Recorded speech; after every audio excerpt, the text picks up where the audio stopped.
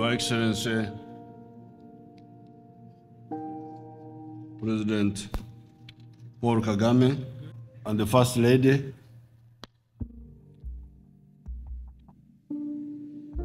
and all the dignitaries who are here. First of all, I want to congratulate the people of Rwanda and the members of the RPF in this 25th anniversary of the founding of the RPF. Congratulations.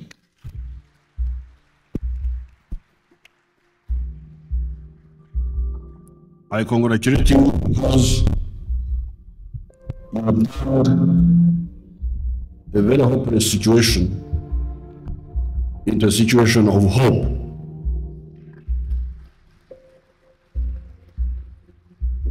Whenever I would come here, and I started coming here, of course Rwanda is very close to Uganda. In the colonial times, and even before, our people were interacting. However, I personally never had time to come here, except in 1985, when we were fighting for our freedom in Uganda, and we had captured the area of Yoweri.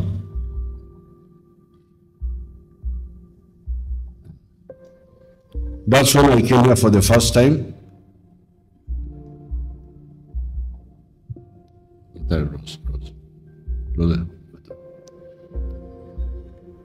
That's when I came here for the first time.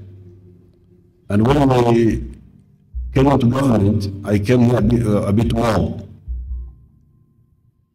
And the leaders of Rwanda at that time were telling me that there were in Rwanda too many. They can't fit in Rwanda. Some must be taken to Gabon, some must be taken to, I don't know where.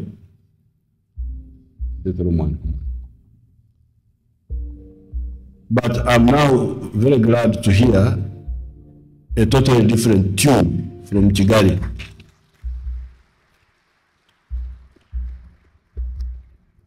But, and that's what I used to tell the late Yoweri.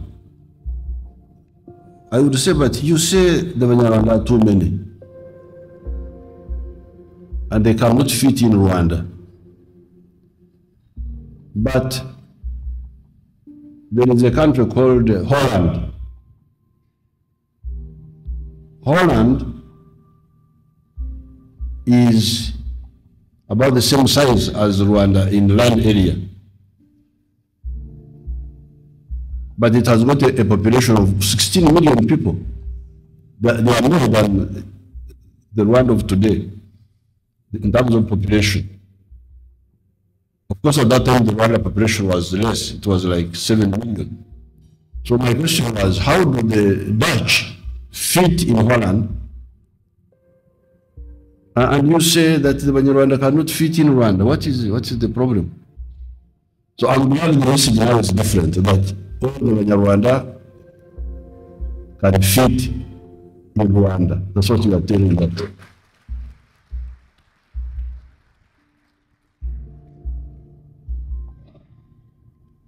A few months ago, we had an anniversary in Uganda. And this was the 50th anniversary of our independence. Therefore, when they asked me to give a keynote address this evening, I thought I should draw from the written speech which I gave that time on our occasion, because some of the ideas may be of interest to the audience here.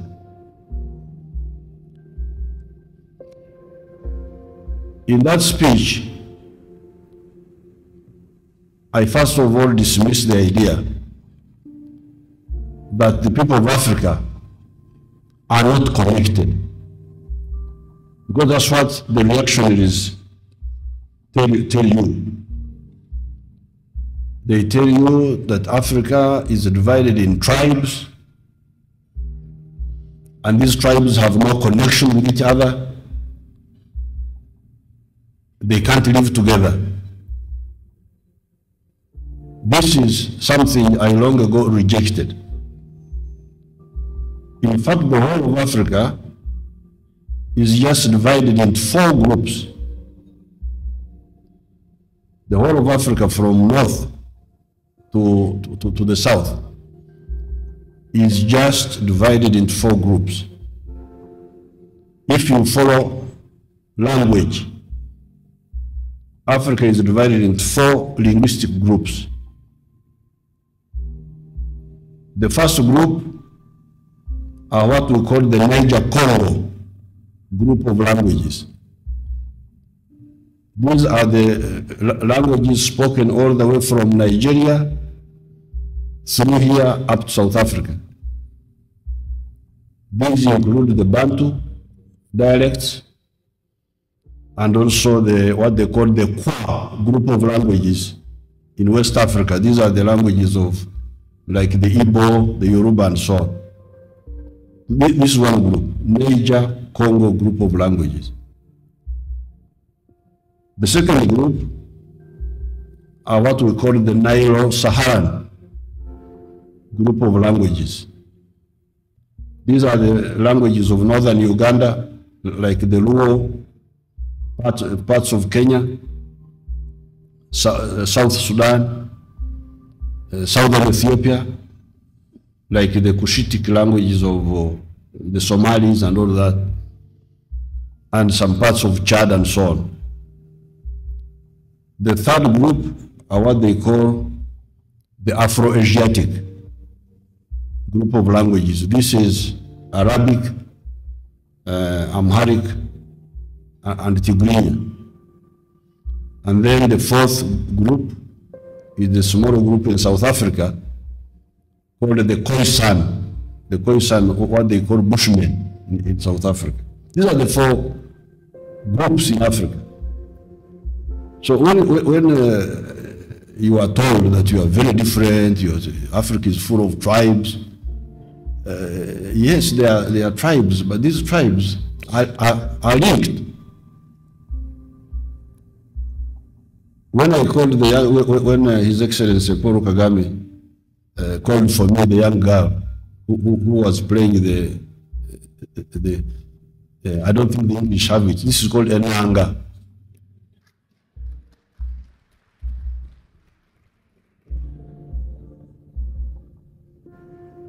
This is an instrument, a musical instrument which is throughout the whole of the Great Lakes region. So my interest in the Nanga, this Nanga here, was that it had more Emilia.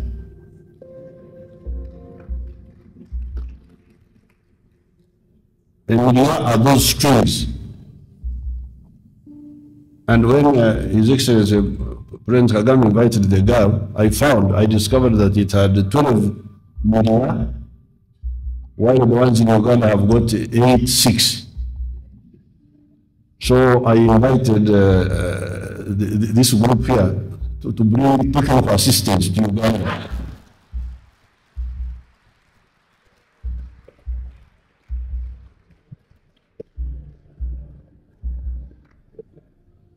In the issue of Uganda.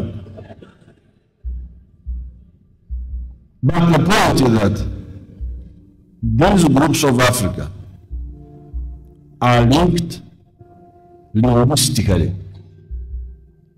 There are 4 of them, just 4 groups. So when you are told that you are so many, you are so different, Africa is, this is just hallucinations. It's not on the ground.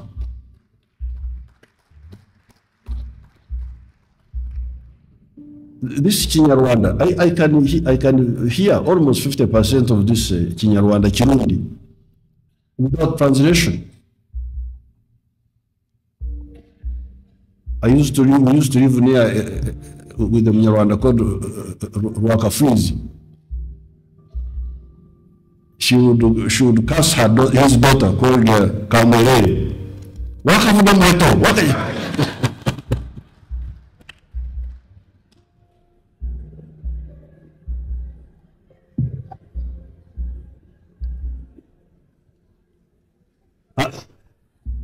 And then I would say that, what is Omheto? Now Omheto is what they call Outa in Runyankore. And the Okweta is to burn. So although we use a different word, Outa, but Omheto also makes sense because it is to burn it in order to make the. So, the first point I made in that, what I called the Jubilee lecture in Uganda, was that I rejected the idea that the African people are so divided that they have no linkages. This one is rubbish. It has no truth in it. The groups are 4 linguistic groups. There are 4 in the whole of Africa. So this is the first. But the only problem we had was that these groups were not governed together. We had these small kingdoms. Kingdom of Rwanda, Kingdom of Burundi, Kingdom of Ankole, Kingdom of Buganda, and so on. That's where the issue was. Similar people, but not governed together. And it is that lack of being governed together that caused this aberration that these are different groups. But they are not.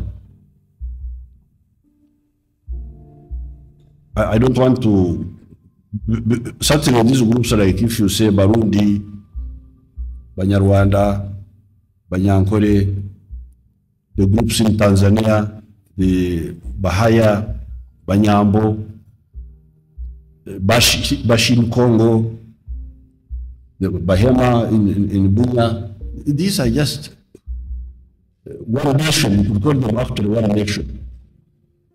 One nation, you could actually call them the nation of the Great Lakes, because their dialects are not only Bantu dialects, which are all linked, but you can actually hear what somebody is saying, even without translation. Now, if you can hear somebody's language without translation, that means you are the same people.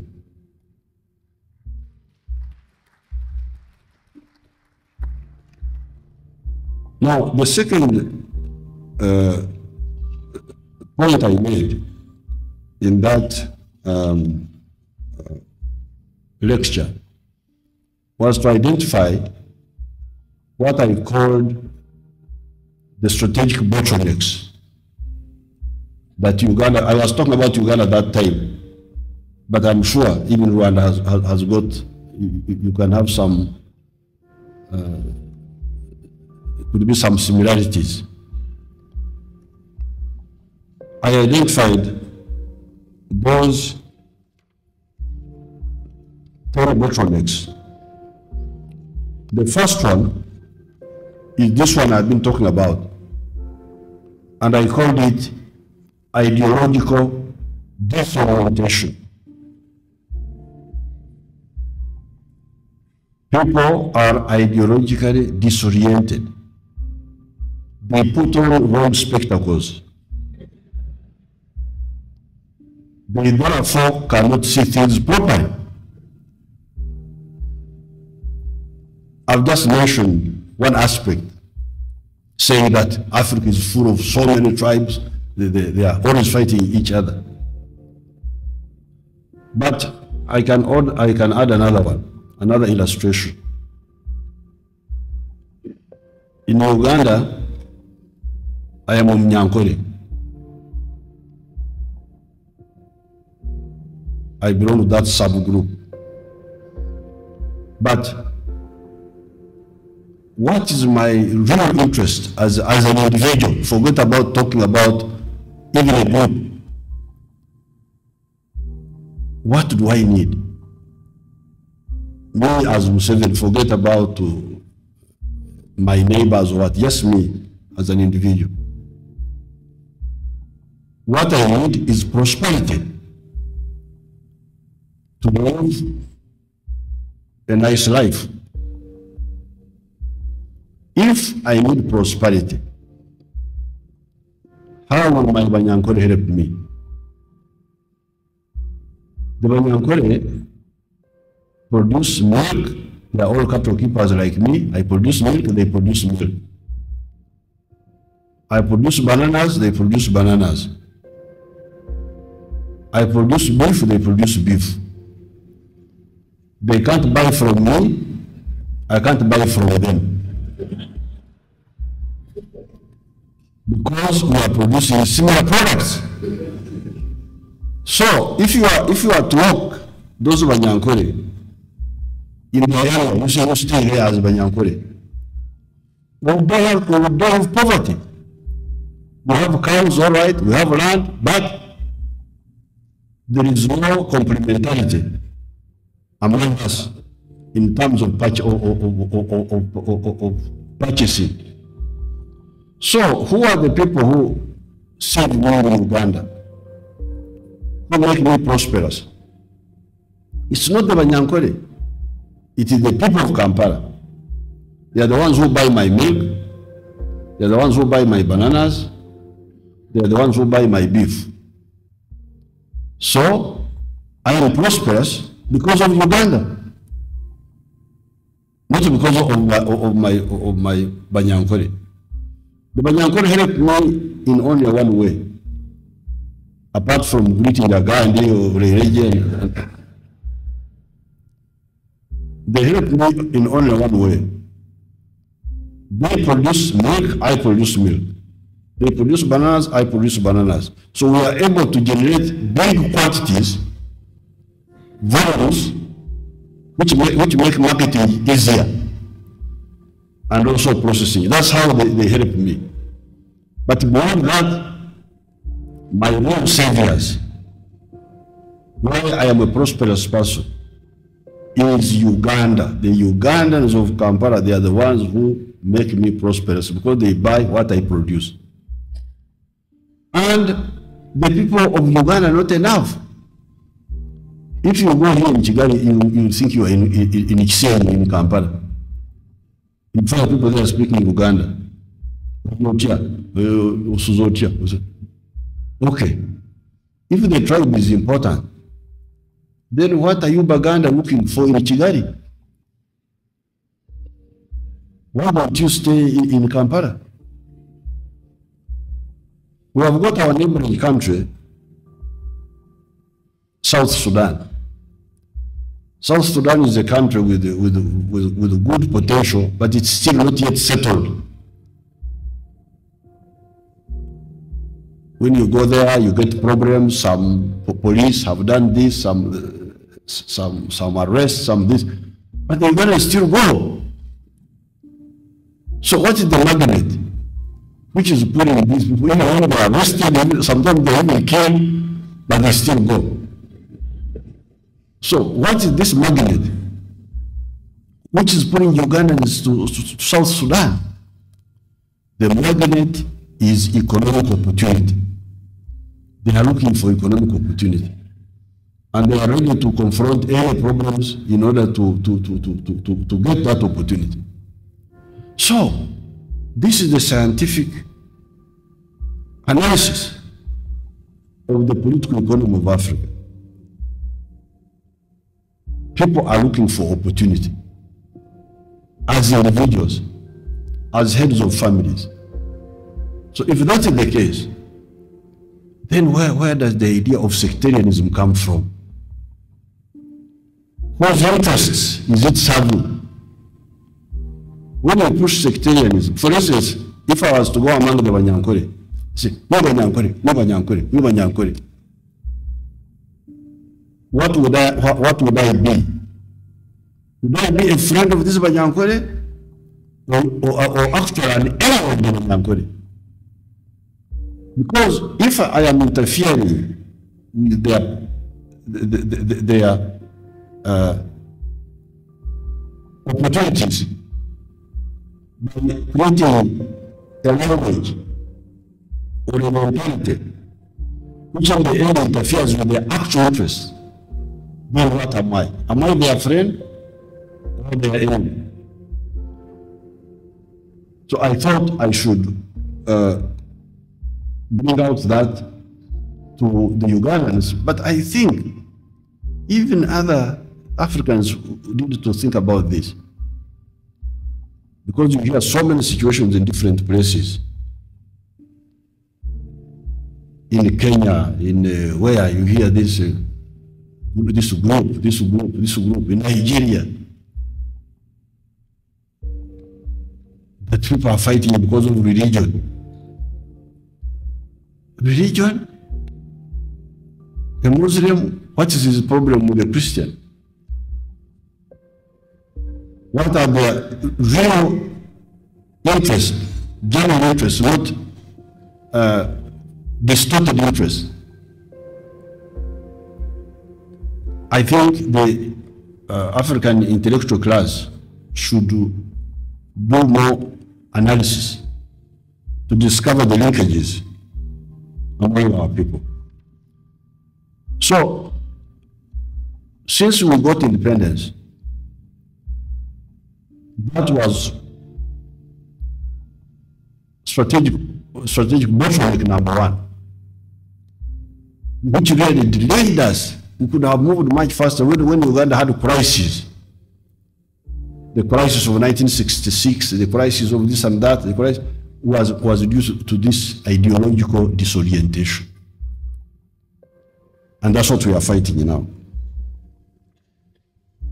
Now, apart from that, now once you have that ideological disorientation, then you have the problem of forming the state. You can't form the state. For instance, we have got situations where you have got a country without a state, without an army. We have some of those situations, like in Somalia, like in even Congo has got more or less the same problem. You have got a country without a state, or a weak state. A state means organized authority over a territory, because the country is land. But you must have organized authority over that land. And organized authority means army, means police, means judiciary, means civil service. That is what creates the state. Why is it difficult to form a state over Somalia or whichever country you're talking about? Partly because of this ideological disorientation. Because if you don't see Uganda as Uganda, and you are only talking about Banyankore, Baganda, Muslims, Christians, how will you form the state? How will you get the cadres, the priests? Because you cannot have a religion without priests. You cannot have a pope with just followers. The pope must have cadres. And the cadres are the bishop, the archbishop, the cardinal, these are the smaller pharaohs, what do you call them? The priests. That's how you have a religion. But if you have got only the Pope and then only the Catholics and no other people in the middle, then you cannot have a religion. Now that's part of the problem why you cannot form a state. If you don't have cadres with an ideology which looks at the usefulness, because what I was telling you about this Banyankole, how the Banyankole must appreciate Uganda and know that Uganda is more important for them than they themselves talking about Banyankole. Then if your people can't see that, you don't have others who can see that, you cannot be able to form a state. It will be very difficult. You cannot build an army. Because an army is a very dangerous enterprise. Somebody to know that there is a machine gun there and still more advanced towards the machine gun. That is very serious undertaking. But can we do that if you don't have conviction? If you don't have an outlook which tells you that although you like life, but you must assault that machine gun because there is something more important than life. How will you build an army if you don't have that outlook? So that is the second bottleneck. Ideological disorientation leads you to inability to form a state. Because you are disoriented ideologically, it leads to other problems. Then another weakness which we faced at independence and which other countries faced in different ways, which I would call bottleneck number 3, is attacking the private sector. In some parts of, in Uganda for instance, our leaders did not appreciate the private sector. That's how they attacked the Indians. You hear in Uganda they are saying, factory yomuyindi. Factory yomuyindi. An Indian factory. How can you have an Indian factory in Uganda? Indian factories are in India. Any factory in Uganda is a Ugandan factory. Whether it is owned by a Muhindi, whether it is owned by a Goan, whether it is owned by a Rwanda or a Ugandan. But because people do not understand the concept of GDP, there is that measurement called GDP, gross domestic product. That means the value of all the production in our country.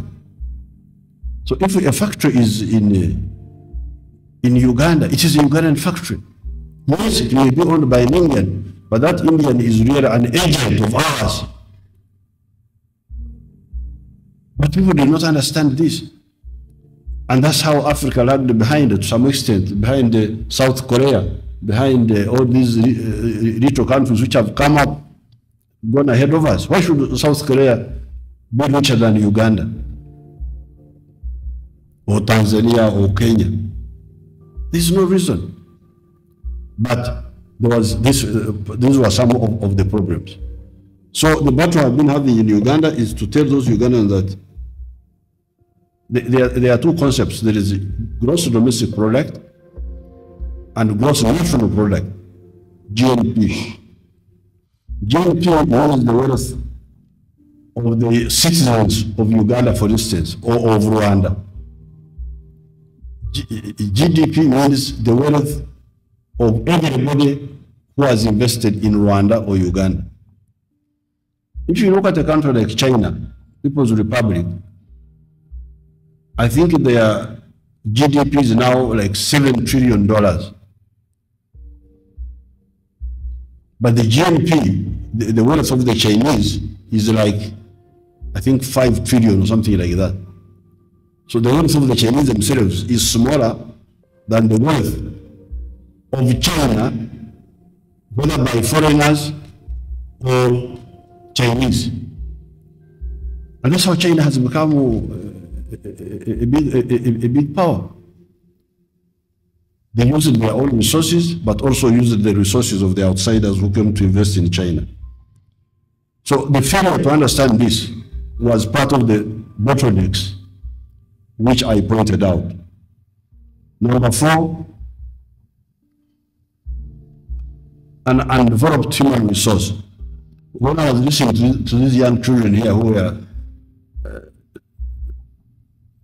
reciting poems for us, I can see that Rwanda is developing its human resource in a good way.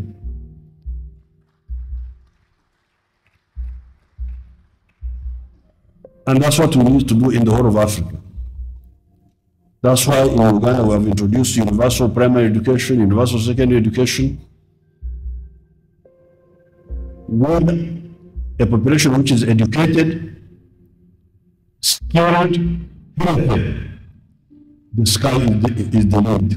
We shall not fail.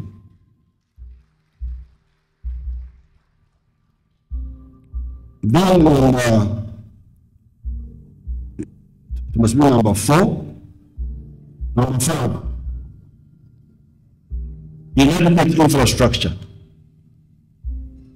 Inadequate infrastructure.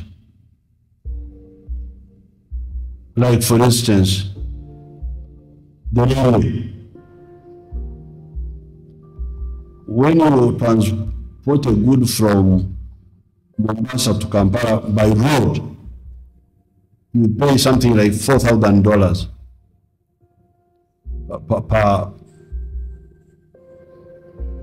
per container. They call them containers. If you transport the same container on the road, you pay $3,000. So road transport is about 30% more expensive than road transport. That's on the side of the railway of transport. But there's the problem of electricity. In Uganda, we had big problems with the electricity because at one time we were told by some experts that we were in danger of having too much electricity.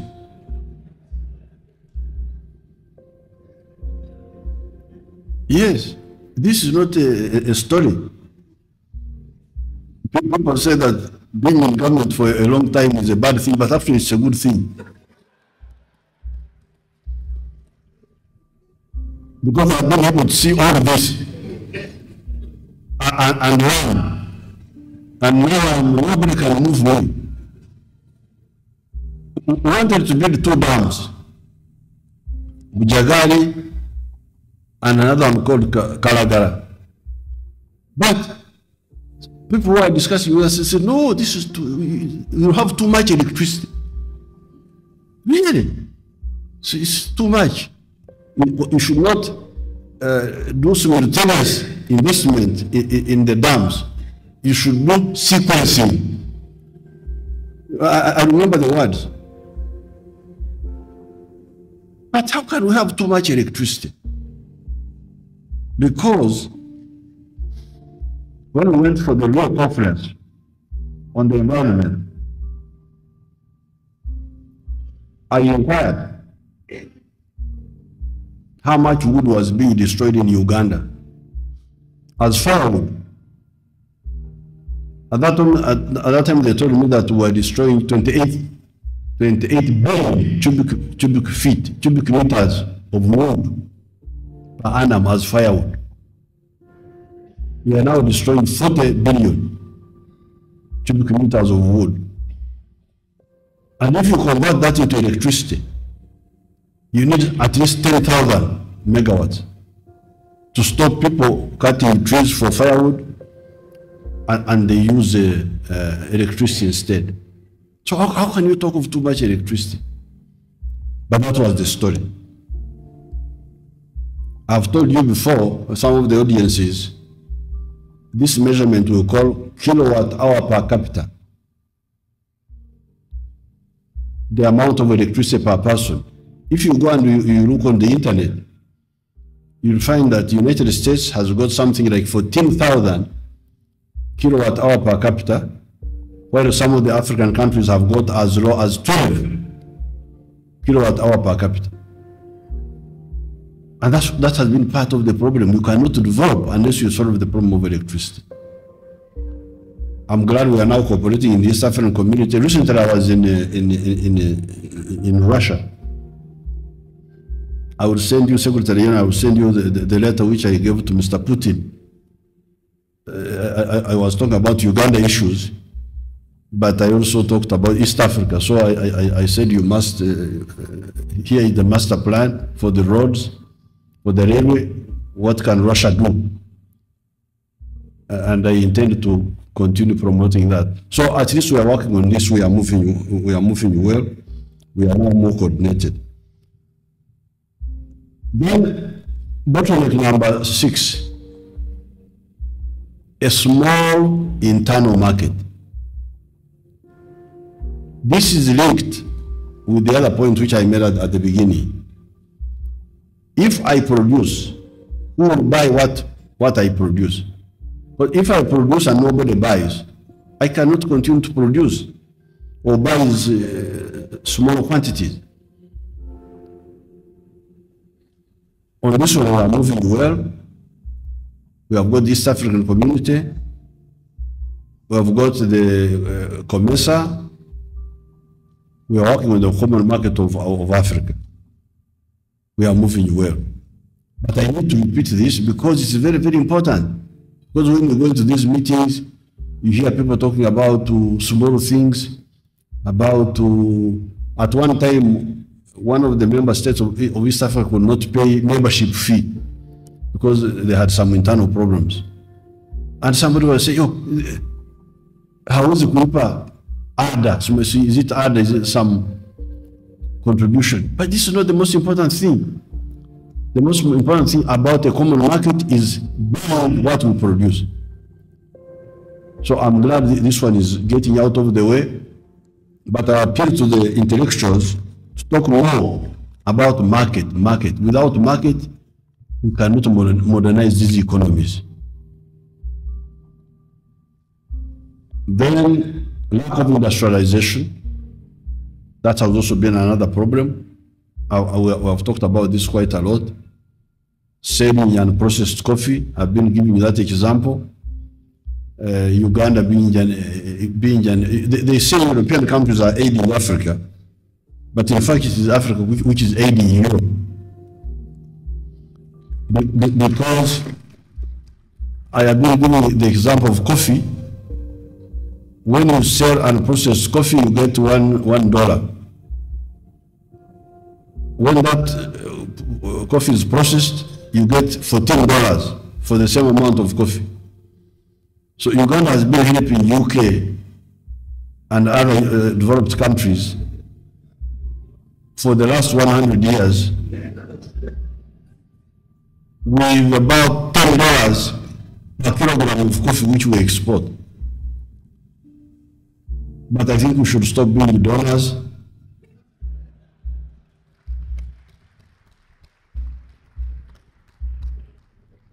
When I came here, I was very happy. I found that the Rwanda government had built an industry of milk called Inyanji milk.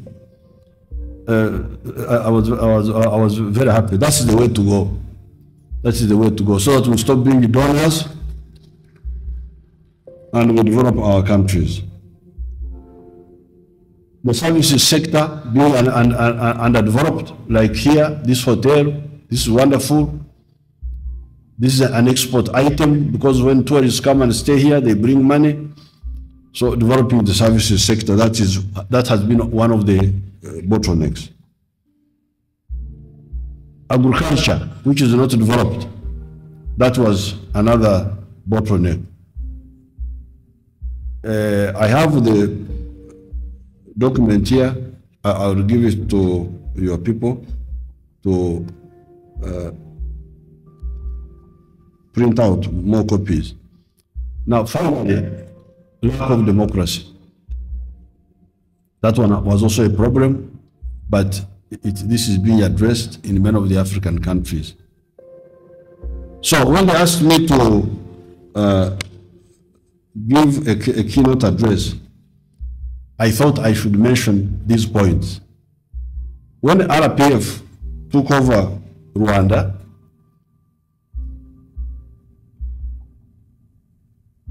Rwanda came back to the Great Lakes region. Because before that, Rwanda belonged to Brussels.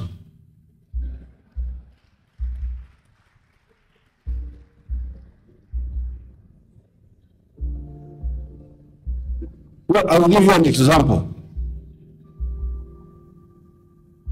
Do you know, I was born at a place called Ntungamo, which is only 14 miles from the Rwanda border, on the Ugandan side. I grew up there, so everything I was watching. There was not a single bus from Uganda to Rwanda, a passenger bus. No passenger bus. I don't think there were even taxis. I don't think there were even taxis from Uganda to Rwanda until RPF came into government. There was not a single passenger bus to Goma in Congo. Never. I never saw it. I grew up here. I never saw a passenger bus. A passenger bus to Goma, to Butembo in Congo, to Beni. Never.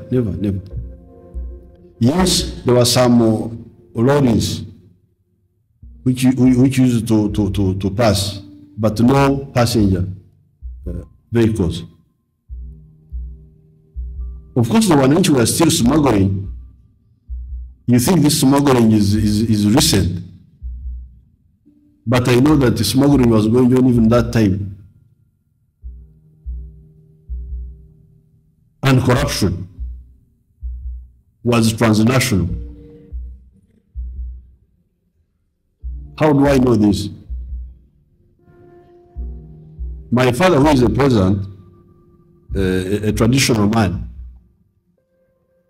because of the inadequate veterinary services, he had become a veterinary doctor.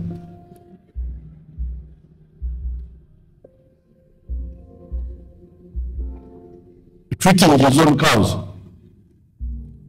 And what was interesting was, this man had, first of all, a cylinder for injecting cows, which he would keep in Orobazi. You know Orobazi? Those traditional houses. Part of the roof, he would put the cylinder there. And he had all the drugs. From Uganda, from Rwanda. The drug from Rwanda was called Katuku. I think it was Bama or something like that. The man had it all the time. When the stocks would get finished, he would get a new one. So there was smuggling. Then from Uganda, there was Antricide, Kachuawa. They had given it a Kinyankore name. Then there was Machumba, Prosalt. So there was human contact, but human contact was not officialized. They would just go on foot, they would just go. The contact was there, but not officialized. But when the RPF came to power here, that's when Rwanda rejoined the Great Lakes region.